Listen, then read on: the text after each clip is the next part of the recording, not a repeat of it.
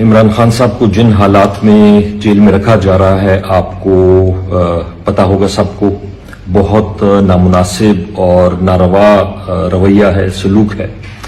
نہ وکیلوں کو ملنے دیا جا رہا ہے، نہ ان کو قرآن شریف جو انہوں نے مانگا تھا وہ دیا جا رہا ہے، اور چھوٹی سی جگہ ہے، کھانا گھر سے ان کو لانے کی اجازت نہیں ہے،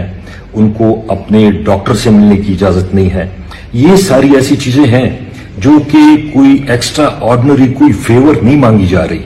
یہ آلریڈی پاکستان کے قانون میں، جیل کے قانون میں یہ چیزیں موجود ہیں۔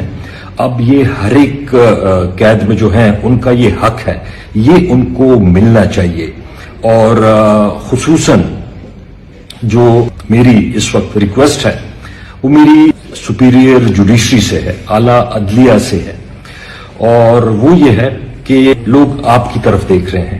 آپ کی طرف سے قانون پہ عملداری انشور نہیں کی جائے گی تو کوئی مستقبل نہیں ہے، ملک کا کوئی مستقبل نہیں ہے۔ پوری دنیا میں جوڈیشری کے پاس لوگ جاتے ہیں اپنا حق لینے کے لیے، اور قانون میں جو بھی ان کو چیزیں میسر ہیں وہ ان کو جوڈیشری سے ملتی ہیں۔ اب میری ریکویسٹ یہ ہے کہ عدلیہ،